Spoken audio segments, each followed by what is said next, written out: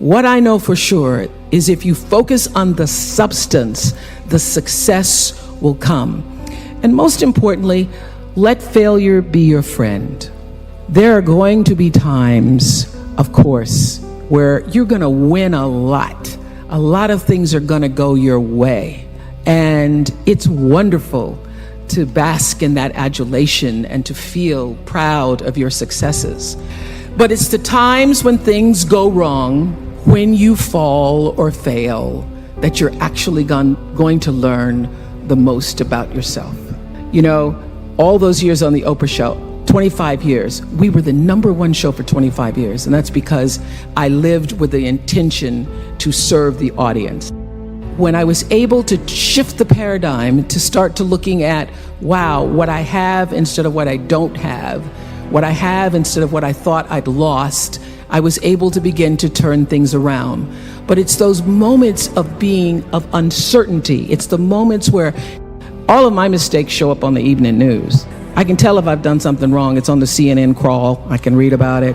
But learning from the moments where things weren't going so great, being able to get still, to connect with that which I know is God, the force, the power greater than myself, and to come back and realize that in order to move forward, you move forward by taking the next right step. You don't have to know everything to do. You don't have to know all the steps to make. Just what is the next right move. And then there's this. I leave you with this. Nobody makes it alone. Nobody. I don't care what they look like. I don't care what their Insta posts say. Nobody makes it alone. And so you will get nowhere without a spiritual practice. You need a spiritual practice. And by that, I mean not necessarily religion. For some people, it is church. For some people, it is meditating. For some people, it's dancing. For some people, it's singing. But you have got to find a way to nurture that which is the essence of you. You've got to find a way to continually give back to yourself. I am committed to service. Service through my work, service through my life's purpose. And if you make a commitment, a conscious intention to be committed to the work that you do, to the relationships that you have, your life will unfold with such beauty and grace through that commitment. You know, every day until the very final shows of the Oprah Winfrey show, I would have the producers come in and tell me ahead of time what their intention for every show was, because I figured out around the second year of doing that show that it wasn't just about being on television and performing, that here was this opportunity, this offering I could give to people through the service of a television show to better see themselves through the stories that we're telling, and through those stories help themselves to improve their lives. So I started using television as a tool of service. So as you're trying to figure out, what do I do? How should I do it? First of all, I will say this, that when you don't know what to do, my girls have heard this over 100 times. When you don't know what to do, you do nothing. You get still until you do know. Because when you have to ask everybody else, should I do this, should I? And that's whether it's buying a pair of shoes or going with a guy, buying a house, taking a job, should I? When you have to ask everybody else, it means you don't really know the answer fully yourself. So you get still, be still, and know the answer will come.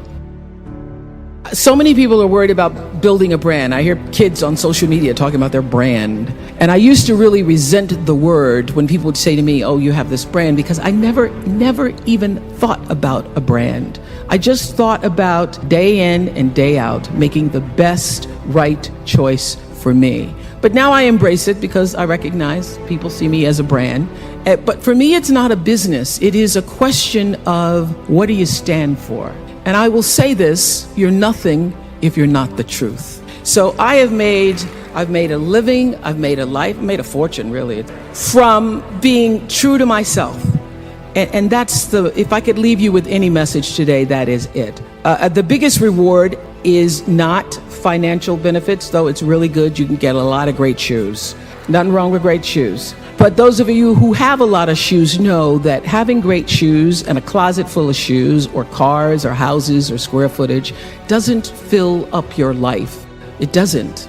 But living a life of substance can. Substance through your service, your offering of your whole self.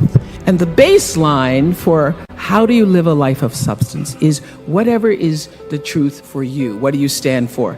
So when I first started making money, and it was, my salary or my earnings were published all over the place. I mean, the first year I was like, really? Did I make that much money? Oh my God. It was very difficult for me to figure out where my boundaries were because I'd grown up poor and didn't have anything. So it's easy when you don't have anything and people ask you for money. And they say, I need $500. You say, I don't have it because I'm just trying to get my rent paid.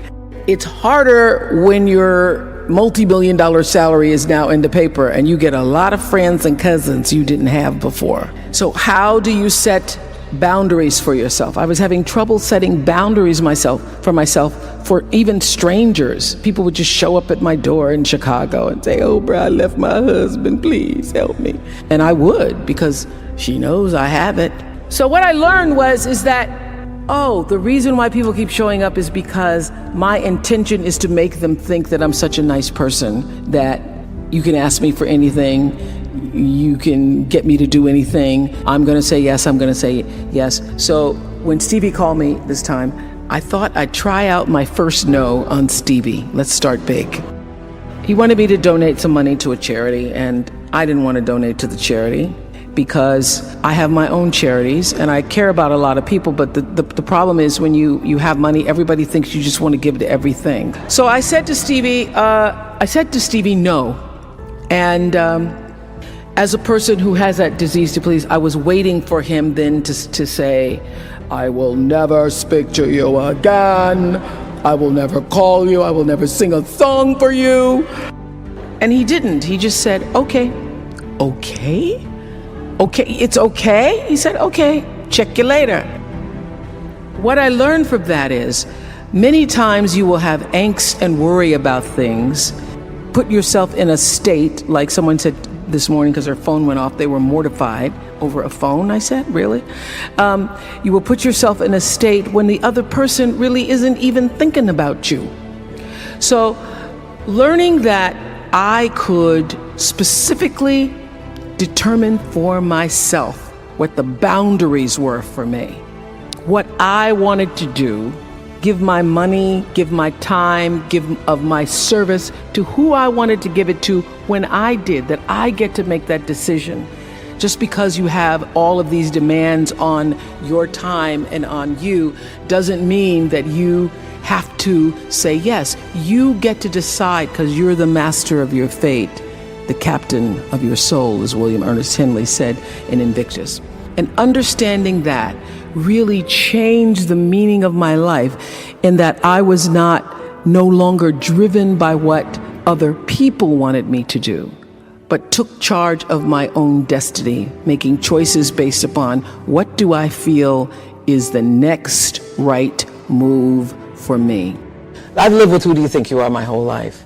Not from myself as much as what was reflected to me. Because who do you think you are? You're a little color girl, come from Mississippi.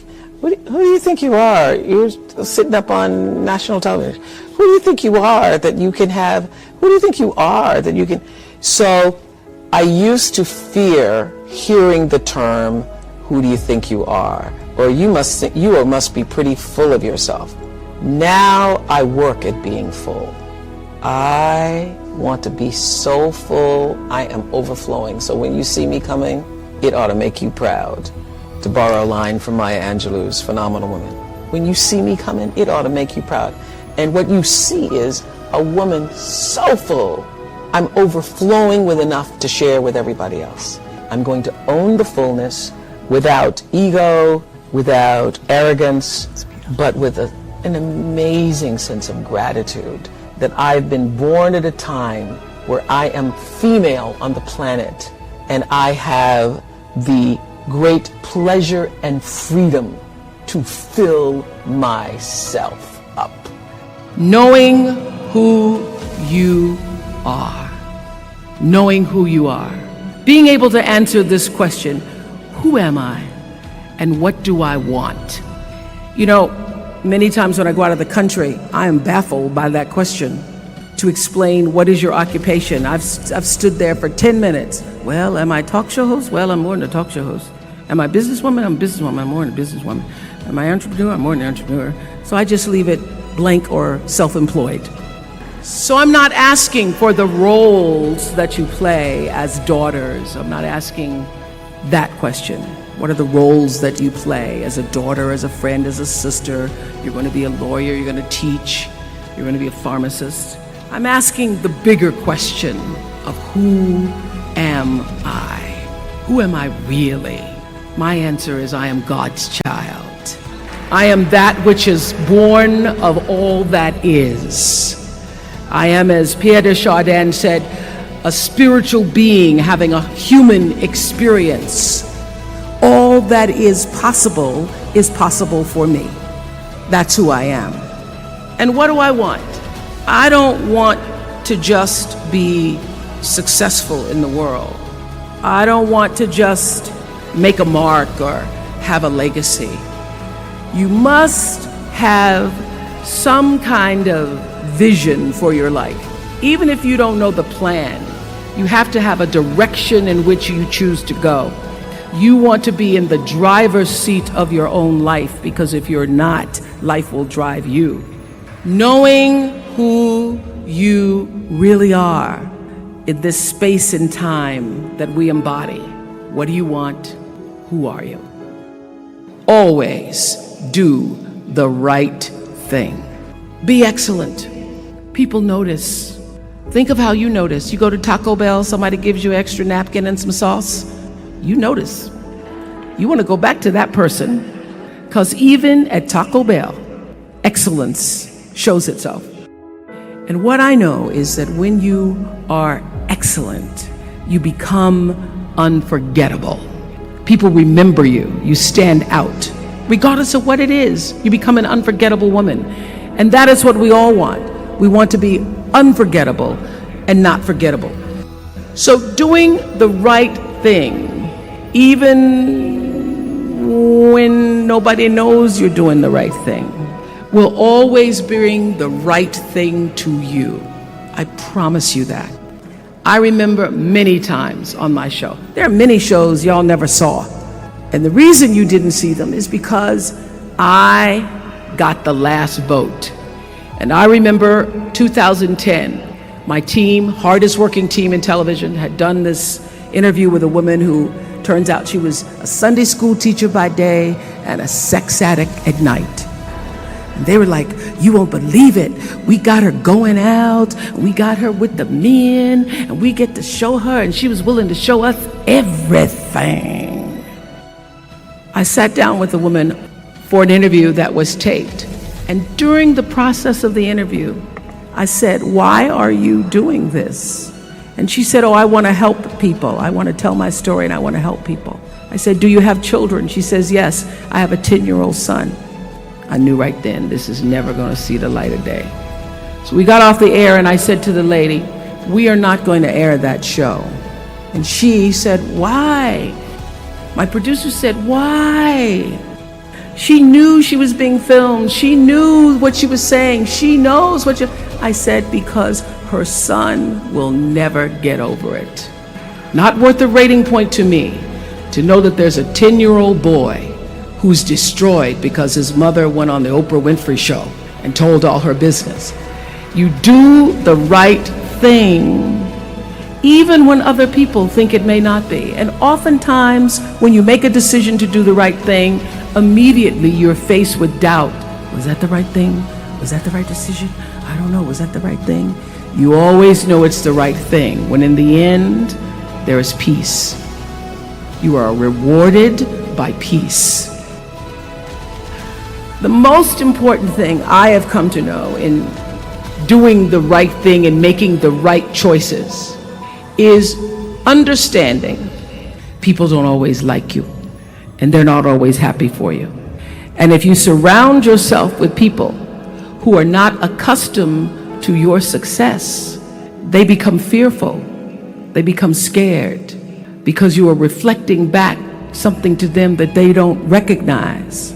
Now, they're not going to say, I'm very fearful, because you're reflecting back to me something I don't recognize. They're going to say, you know what they're going to say? They're going to say, who she thinks she is. Who she thinks she is. That only happens when you are around people who do not mean and want and aspire to the best for you. People who want the best for you want you to be your best.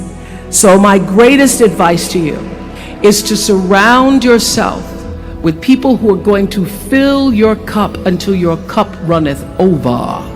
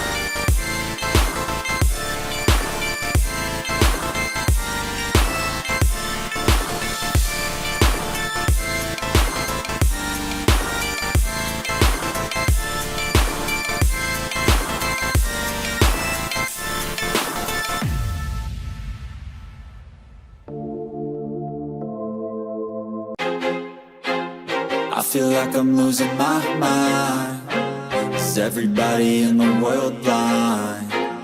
Please, Lord, give me a sign, a sign. I feel like I'm losing my mind. Is everybody in the world blind? Please, Lord, give me a sign, a sign.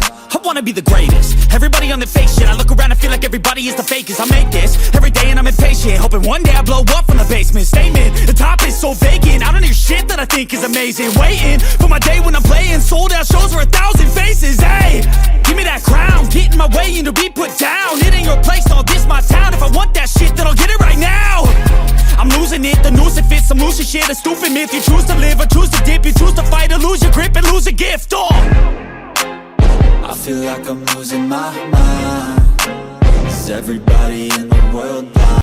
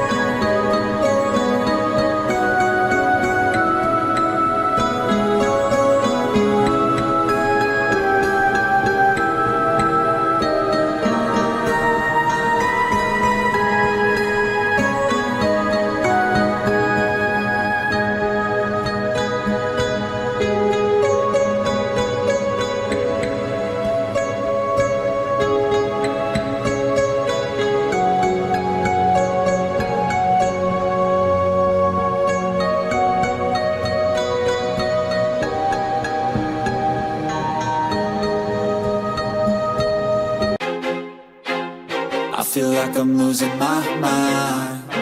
Is everybody in the world blind? Please, Lord, give me a sign, a sign. I feel like I'm losing my mind. Is everybody in the world blind? Please, Lord, give me a sign, a sign. I wanna be the greatest. Everybody on the fake shit. I look around and feel like everybody is the fakest. I make this every day and I'm impatient, hoping one day I blow up from the basement. Statement, the top is so vacant. I don't hear shit that I think is amazing. Waiting for my day when I'm playing sold out shows for 1,000 faces. Hey, give me that crown, get in my way and to be put down. It ain't your place, all this my town. If I want that shit, then I'll get it right now. I'm losing it, the noose it fits. I'm losing shit, a stupid myth. You choose to live or choose to dip. You choose to fight or lose your grip and lose a gift. I feel like I'm losing my mind. Is everybody in the world blind? Please, Lord, give me a sign, a sign. I feel like I'm losing my mind. Is everybody in the world blind? Please, Lord, give me a sign, a sign. Yeah. There's no mercy in this world, just hunger-thirsty persons in different versions, each new update, that shit worsens. Why? Pull back the curtain and you'll see the different vermin. We all have different burdens that all seem to cause disturbance. Yo, so do me a favor, don't treat me like a neighbor. Don't need the different flavors of your problems just to savor.